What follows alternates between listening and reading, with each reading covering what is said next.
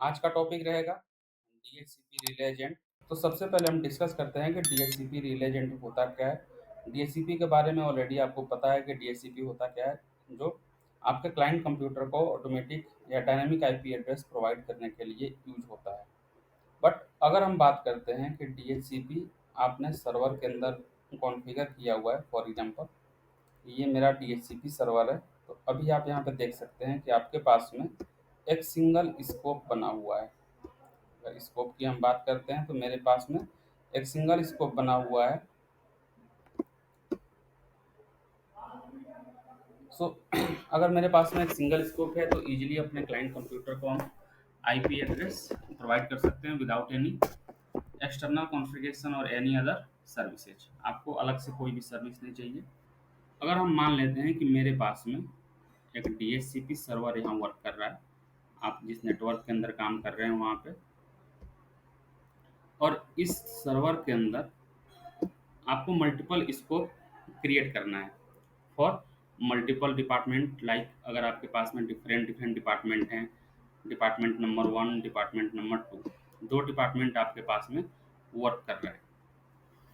तो ये मेरा हो गया डिपार्टमेंट नंबर वन, जो एचआर डिपार्टमेंट है, और इसको आईपी एड्रेस चाहिए 192.168.1.0 के नेटवर्क में। मतलब इसमें जितने भी डिवाइस आपको वर्क कर रहे हैं, ये सारे डिवाइस 192.168.1.0 के नेटवर्क में वर्क कर रहे हैं, और इनको आईपी एड्रेस इस नेटवर्क का चाहिए। तो उस कंडीशन में इजीली मेरा जो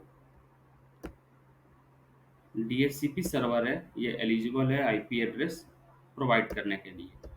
तो यहाँ पे क्या कर सकते हैं, हम डायरेक्ट अपने एचआर डिपार्टमेंट को आईपी एड्रेस प्रोवाइड कर सकते हैं without creating any external scope, क्योंकि मेरे पास ऑलरेडी इस सर्वर के अंदर जो मेरा डीसी है टेक डॉट कॉम के नाम से, अगर हम मान लेते हैं कि मेरे पास में ये डोमेन कंट्रोलर बना हुआ है और आपके कंपनी के अंदर दो डिफरेंट डिपार्टमेंट काम कर रहे हैं। फर्स्ट डिपार्टमेंट जो आपका एचआर नाम से है, इसके अंदर नेटवर्क काम कर रहा है 192.168.1.0/24। तो इसमें जितने भी आपके क्लाइंट कंप्यूटर रहेंगे उन सभी क्लाइंट कंप्यूटर को 192.168.1.0 की रेंज का आईपी एड्रेस चाहिए। तो मेरे पास में जो प्राइमरी स्कोप बना हुआ है डोमेन कंट्रोलर के अंदर, उसमें स्कोप जो है यहाँ पे स्कोप वन ये बना हुआ है 192.168.1.0 की नेटवर्क पे। ये इस रेंज में काम कर रहा है।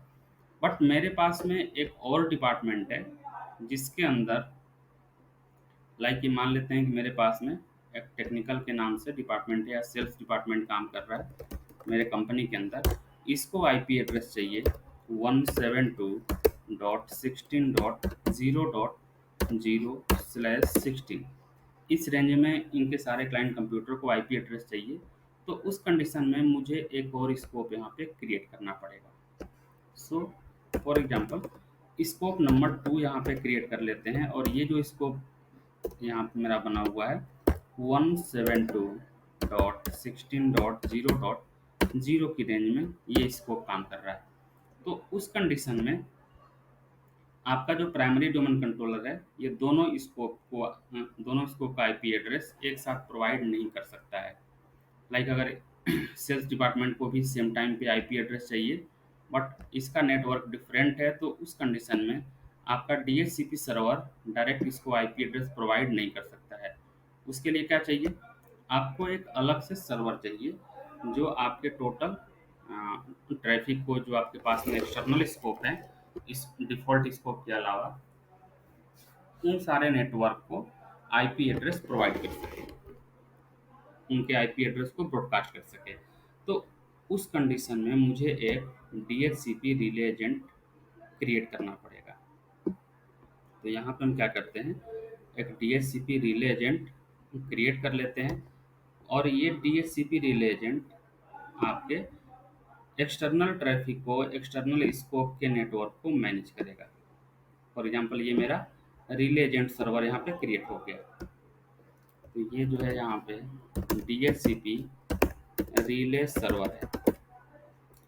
अब डीएचसीपी रिले सर्वर का काम क्या होगा कि जो यहाँ पे आईपी एड्रेस से प्रोवाइड नहीं कर पा रहा था ये स्कोप, उसको ये ईजिली आईपी एड्रेस प्रोवाइड करेगा। इट मीन्स कि आपके पास जो डोमेन कंट्रोलर बना हुआ है, ये दोनों स्कोप यहाँ से काम करना, मतलब यहाँ से दोनों डिपार्टमेंट को आईपी एड्रेस नहीं मिलेगा। इन दोनों डिपार्टमेंट को आईपी एड्रेस जो ब्रॉडकास्ट करेगा, उसके लिए मेरे पास रिले एजेंट सर्वर काम करेगा। इस सर्वर का काम होगा आपके दोनों डिपार्टमेंट को आईपी एड्रेस प्रोवाइड करना। और रिले एजेंट के पास स्कोप कहाँ से आएगा? ये स्कोप आएगा आपके डीएचसीपी सर्वर के थ्रू, जो आपने डोमेन कंट्रोलर के अंदर बनाया हुआ है। तो आई थिंक अब ये क्लियर हो गया होगा कि डीएचसीपी रिले एजेंट का काम क्या होता है। सो अब नेक्स्ट सिनेरियो पे चलते हैं। तो आपके डोमेन कंट्रोलर के पास में इथरनेट इथरनेट कार्ड जो है, एक सिंगल इथरनेट कार्ड वर्क करेगा। इथरनेट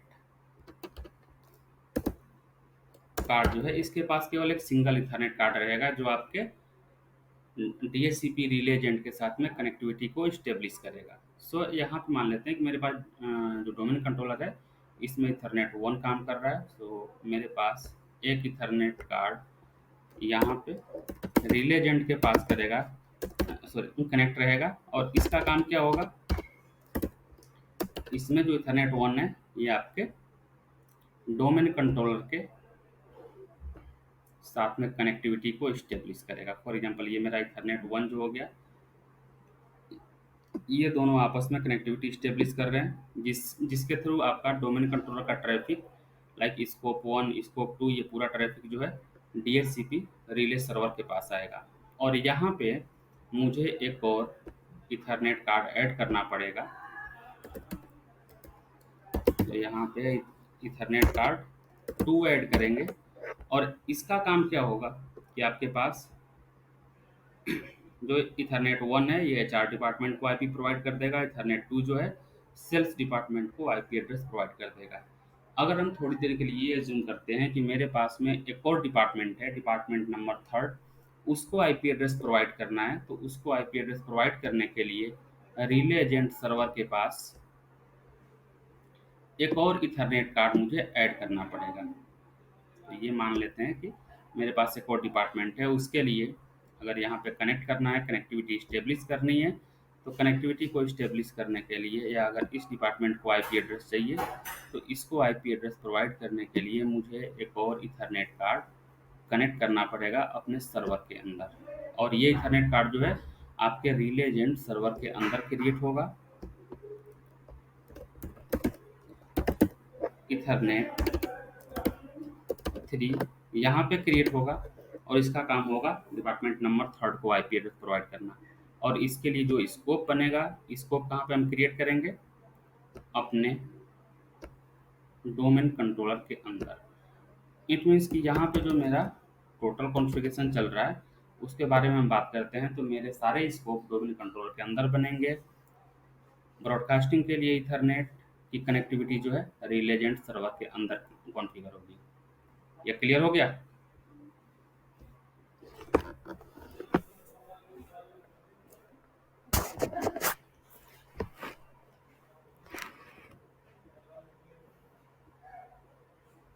तो अभी हम आते हैं अपने प्राइमरी डोमेन कंट्रोलर के पास। प्राइमरी डोमेन कंट्रोलर में चेक करते हैं, तो मेरे पास में एक स्कोप यहाँ पे ऑलरेडी बना हुआ है, जो आईपी एड्रेस प्रोवाइड कर रहा है। और ये जो स्कोप मैंने बनाया हुआ है, उसमें स्टार्ट आईपी एड्रेस 192.168.1.10 है, एंड आईपी एड्रेस 192.168.1.100 है। लीज में अगर चेक करेंगे, तो ये ऑलरेडी 2 कंप्यूटर को आईपी एड्रेस प्रोवाइड कर रहा है। और अब मुझे क्या करना है, मेरे पास में एक और डिपार्टमेंट है, वन सेल्स डिपार्टमेंट है, जिसको आईपी एड्रेस प्रोवाइड करना है 172.16.0.0 के नेटवर्क में। तो उसके लिए मुझे एक और स्कोप यहाँ पे क्रिएट करना पड़ेगा। सो न्यू स्कोप बनाते हैं, और यहाँ पे नेम प्रोवाइड कर देते हैं, फॉर एग्जांपल सेल्स के नाम से। इसमें जो मेरे पास स्टार्ट आईपी एड्रेस है 172.16.0.10 एंड आईपी एड्रेस 172.16.0.100। नेक्स्ट कर दिए। नेक्स्ट करने के बाद अगर आपको कोई आईपी एड्रेस एक्सक्लूड करना है, तो आप यहाँ पे एक्सक्लूड कर सकते हैं। फॉर एग्जांपल हम मान लेते हैं कि मेरे पास में जो एक्सक्लूजन रेंज है 172.16.0.10 0.65 टू 70 तक का आईपी एड्रेस मुझे एक्सक्लूड करना है। यहाँ पे 70 तक का आईपी एड्रेस हम एक्सक्लूड कर दिए। एक्सक्लूड करने के बाद इसको नेक्स्ट करते हैं। डिफ़ॉल्ट जो लीस्ट ड्यूरेशन है 8 डेज़ है, तो इसमें कुछ भी चेंज नहीं करते हैं एंड देन नेक्स्ट कर दिए। एंड यहाँ पे ऑप्शन दे रहा है yes I want to configure these options now and next. अगर आपके पास में डिफ़ॉल्ट गेटवे है तो आप असाइन कर सकते हैं, अगर नहीं है तो यहाँ पे मैंडेटरी नहीं होता है। सो अभी के लिए हम मान लेते हैं कि मेरे पास डिफ़ॉल्ट गेटवे जो है 172.16.0.1 है, जो मैंने रिले एजेंट सर्वर में इसके दूसरे इंटरफेस पे मैंने असाइन किया हुआ है। नेक्स्ट करते हैं। यहाँ पे कुछ भी चेंज नहीं करना है। विन सर्वर को वेरीफाई करना है, तो यहाँ पे आप विन सर्वर के लिए अपने डोमेन कंट्रोलर का नेम असाइन करेंगे, आईपी एड्रेस को ऐड कर लेंगे। नेक्स्ट कर दिए एंड इस स्कोप को हम एक्टिवेट कर लेते हैं। सो मेरे पास में एक एक्स्ट्रा स्कोप यहाँ पे क्रिएट हो गया। इसको रिफ्रेश करते हैं और एक बार अगर हम लोकल सर्वर के कॉन्फ़िगरेशन को चेक कराते हैं, तो यहाँ पे आपके पास में एक इथरनेट अवेलेबल है प्राइमरी डोमेन कंट्रोलर के अंदर, जिस पे मैंने आईपी एड्रेस असाइन किया हुआ है 192.168.1.1 एंड देन मूव करते हैं। तो यहाँ पे आईपी एड्रेस भी वेरीफाई हो गया। डीएचसीपी पे मैंने दूसरा स्कोप बना लिया यहाँ पे। सो दो स्कोप यहाँ पे वर्किंग कंडीशन में हो गए एंड देन अब मूव करते हैं अपने सेकेंड सर्वर पे, जिसको मुझे डीएचसीपी रिले एजेंट बनाना है। तो यहाँ पे आप चेक कर सकते हैं मेरे पास में दो इथरनेट कार्ड अवेलेबल है, दो एडोप्टर यहाँ पे शो कर रहा है। सो फर्स्ट एडोप्टर के पास जो आईपी एड्रेस है 192.168.1.4 एंड सेकेंड एडोप्टर के पास जो आईपी एड्रेस मैंने असाइन कर रखा है, तो इसका स्टेटस चेक करते हैं। इस पे है 172.16.0.1। अगर आप पिंग करके चेक करते हैं तो यहाँ पे प्रॉपर कनेक्टिविटी इस्टेब्लिश हो रखी है। तो यहाँ से हम पिंग करते हैं 172.16.0 सॉरी 192.168.1.1। सो प्रॉपर यहाँ पे रिप्लाई आ रहा है and then primary domain controller से अगर आप चेक करते हैं तो ये मेरा प्राइमरी डोमेन कंट्रोलर है। यहाँ से आप पिंग करके चेक कर लीजिए। सो इथरनेट जो मेरे पास रिले एजेंट सर्वर है उस पे फर्स्ट इंटरफेस पे आईपी एड्रेस असाइन हो रखा है 192.168.1.4, रिप्लाई प्रॉपर आ रहा एंड सेकेंड इंटरफेस जो मेरे पास है 172.16.0.1, इससे भी मुझे प्रॉपर रिप्लाई आ रहा है। सो सिंपली अब आते हैं रिले एजेंट सर्वर को कॉन्फ़िगर करने के प्रोसेस पे एंड देन सिंपली हम ऐड रोल फीचर इस पे आ गए और यहाँ पे डीएचसीपी का स्कोप होना नहीं होना ये जरूरी नहीं है। मुझे राउटिंग के लिए या रिले एजेंट के लिए अलग से रोल ऐड करना पड़ेगा। तो यहाँ से नेक्स्ट कर दिए। नेक्स्ट एंड यहाँ पे आप चेक करेंगे रिमोट एक्सिस के नाम से एक रोल दे रखा है, इस रोल को यहाँ से सिलेक्ट कर लेते हैं। नेक्स्ट कर दिए। नेक्स्ट नेक्स्ट और यहाँ पे ऑप्शन दे रखा है direct access and VPN, routing and web application proxy. So जैसे ही आप राउटिंग को सिलेक्ट करेंगे ऑटोमेटिक यहाँ पे डायरेक्ट एक्सेस एंड वीपीएन और राउटिंग दोनों रोल ऐड हो चुके हैं। नेक्स्ट कर दिए। नेक्स्ट और यहाँ पे कुछ भी आपको चेंज नहीं करना है। Simply restart the destination server automatically if required and install. तो एक बार ये रोल मेरा इंस्टॉल हो जाए देन रिले एजेंट के कॉन्फ़िगरेशन पे मूव करते हैं। जैसे ही आपका रोल यहाँ पे ऐड हो जाएगा, ऐड होने के बाद सिंपली आप इसको क्लोज कर देंगे। क्लोज करने के बाद नोटिफिकेशन पे आकर अगर आप चेक करते हैं तो यहाँ पे आपको ऑप्शन दे रहा है कंप्लीट डीएचसीपी कॉन्फ़िगरेशन। इस पे आपको जाने की ज़रूरत नहीं है। सिंपली टूल्स में आते हैं और टूल्स में आने के बाद आपको यहाँ पे ऑप्शन दे रहा है राउटिंग एंड रिमोट एक्सेस। तो इसको ओपन कर लिए। ओपन करने के बाद यहाँ पे आपको ऑप्शन प्रोवाइड कर रहा है कि आपके पास जो DHCP2 लोकल नाम से सर्वर अवेलेबल है, इसके अंदर कुछ भी कॉन्फ़िगरेशन नहीं हुआ है। राइट क्लिक करेंगे। राइट क्लिक करने के बाद आपको यहाँ पे ऑप्शन देगा कॉन्फ़िगर करने का। तो सिंपली राइट क्लिक करते हैं और यहाँ पे आपको ऑप्शन दे रहा है configure and enable routing and remote access and then next. Next करने के बाद यहाँ पे मल्टीपल ऑप्शन दे रहा है, like VPN, NAT, VPN access and NAT, secure connection between two private network, and last option जो दे रहा है कस्टम कॉन्फ़िगरेशन। अगर आपको रिलीजन कॉन्फ़िगर करना है देन यहाँ पे रेस्ट 4 ऑप्शन जो है इनको आपको सिलेक्ट नहीं करना है, simply custom configuration and next कर दिए। नेक्स्ट करने के बाद सेम वही ऑप्शन दे रहा है, NAT, demand dial connection, dial up access and VPN access. So LAN routing यहाँ से सिलेक्ट कर लेंगे। बाकी ऑप्शन के बारे में आगे हम लोग बात करेंगे कि नेट कैसे कॉन्फ़िगर होता है, नेट कैसे काम करता है, वीपीएन क्या होता है, वीपीएन कैसे कॉन्फ़िगर होता है, उस ऑप्शन के बारे में आगे बात करेंगे। अभी मुझे रिलेजेंट कॉन्फ़िगर करना है, सिंपली यहाँ से लैन राउटिंग सिलेक्ट कर लिए, नेक्स्ट कर दिए एंड फिनिश।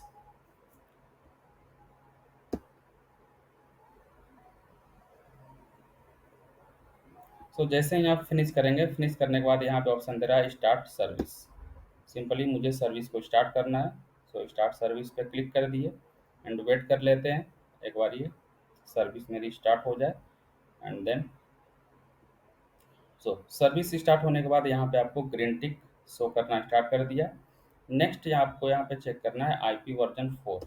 आईपी वर्जन 4 को अगर आप एक्सपेंड करते हैं तो यहाँ पे आपको ऑप्शन दे रहा है जनरल। ठीक है, जनरल के अंदर आप चेक कर सकते हैं आपके पास में जितने भी इंटरफेस अवेलेबल है उन सारे इंटरफेस की लिस्ट यहाँ पे शो करने लगा।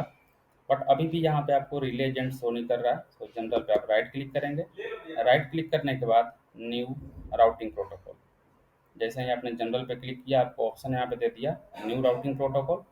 न्यू राउटिंग प्रोटोकॉल पर क्लिक कर दिए। क्लिक करने के बाद यहाँ पे ऑप्शन दे रहा है डीएचसीपी रिले एजेंट, ओके कर दिए। ओके करने के बाद अब आप यहाँ पे चेक कर सकते हैं आईपी वर्जन 4 के नीचे आपको डीएचसीपी रिले एजेंट का ऑप्शन देना स्टार्ट कर दिया। सिंपली यहाँ पे राइट क्लिक करेंगे और न्यू इंटरफेस पे आ गए। तो आपके पास में दो इंटरफेस अवेलेबल था। अगर आपको यहाँ पे हम शो कराएं तो यहाँ पे आप चेक कर सकते हैं आपके पास दो इंटरफेस दिया हुआ था। इथरनेट 1 जो आपके प्राइमरी डोमेन कंट्रोलर के साथ कनेक्टेड है, जहाँ से मुझे स्कोप एक्सेस करना है। एंड देन इथरनेट 2 जो है बाकी आपके पास जो डिपार्टमेंट नंबर 2 था उसके साथ में कनेक्टेड है। सिंपली यहाँ पे हम क्या करेंगे, राइट क्लिक किए, न्यू इंटरफेस पे आ गए, इथरनेट 2 को सिलेक्ट करना है एंड देन ओके कर देना है। एंड देन ओके, ओके करने के बाद ये मेरा इंटरफेस यहाँ पे इनेबल हो गया। इनेबल होने के बाद अब मुझे ये बताना पड़ेगा अपने रिलेजेंट सर्वर को कि आपका स्कोप कहाँ पे अवेलेबल है, आप कहाँ से आईपी एड्रेस रिसीव करेंगे। सिंपली राइट क्लिक करेंगे और यहाँ पे प्रॉपर्टीज पे आ गए। प्रॉपर्टीज पे आने के बाद आपको यहाँ पे ऑप्शन दे रहा है सर्वर एड्रेस। आपको उस सर्वर का एड्रेस प्रोवाइड करना है जहाँ पे आपके स्कोप्स बने हुए हैं। मेरे पास में जो नेटवर्क जो सर्वर है 192.168.1.1 जो मेरा प्राइमरी डोमेन कंट्रोलर है, इस सर्वर पे मैंने अपना स्कोप बनाया हुआ है। सिंपली यहाँ पे ऐड करते हैं, apply and okay. And then इसको एक बार रिफ्रेश कर लेते हैं।